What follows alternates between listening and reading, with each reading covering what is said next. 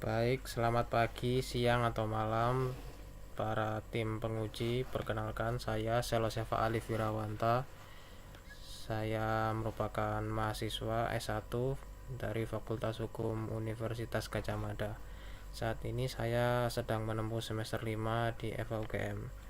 Baik, saya sudah menyusun suatu kontrak perjanjian sewa menyewa. Dalam hal ini berupa satu bentuk rumah.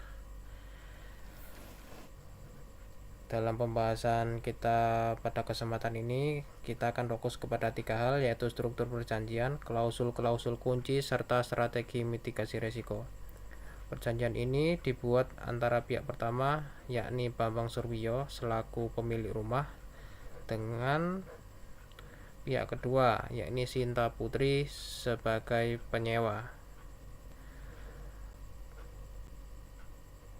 Perjanjian ini dibuat dengan struktur yang cukup lengkap, dengan berisi identitas dari para pihak itu sendiri, lengkap dengan alamat pekerjaan, KTP, serta nomor HP.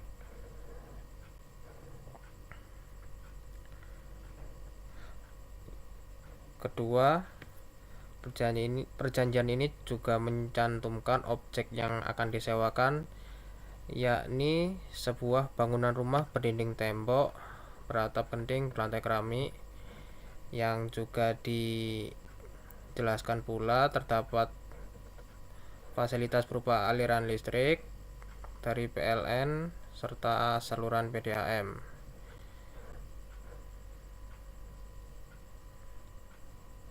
Serta terdapat sertifikat hak milik tanah yang berfungsi sebagai identitas kepemilikan rumah ini. Kemudian terdapat bagian ketentuan perjanjian yang dituangkan di dalam pasal-pasal. Di dalamnya mengatur masa sewa, harga sewa, hak dan kewajiban masing-masing pihak, serta aturan jika ada pelanggaran atau kondisi tertentu seperti perpanjangan sewa atau penyelesaian sengketa. Untuk pasal 1 dan 2 dalam hal ini mengatur sewa dan pembayaran. Masa sewa adalah 2 tahun mulai dari 7 Agustus 2017 hingga 7 Agustus 2019 dengan harga sewa yang tetap dan tidak bisa diubah selama masa sewa. Pembayaran dilakukan dalam 2 tahap, yaitu uang muka dan pelunasan pada saat penandatanganan. Klausul ini penting untuk mencegah adanya perubahan harga secara sepihak. Lalu untuk pasal 3 mengatur jaminan kepemilikan. Pihak pemilik menjamin bahwa rumah tersebut benar-benar miliknya dan bebas dari sengketa. Artinya penyewa tidak perlu khawatir akan ada tuntutan dari pihak lain selama masa sewa.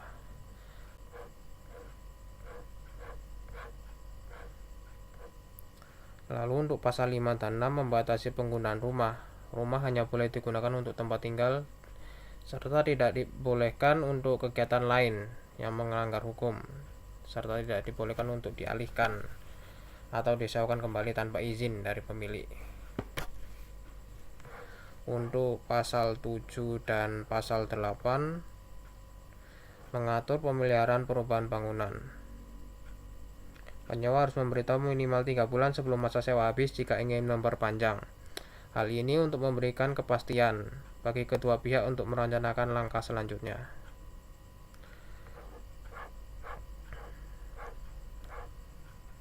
Lalu untuk pasal 12 dan 13 mengatur pengembalian rumah.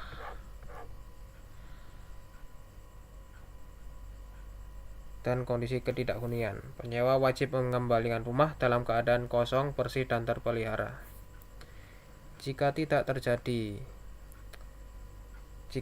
masalah, jika rumah tidak dihuni selama 3 bulan dan berturut-turut, pemilik berhak mengambil alih kembali rumah tersebut.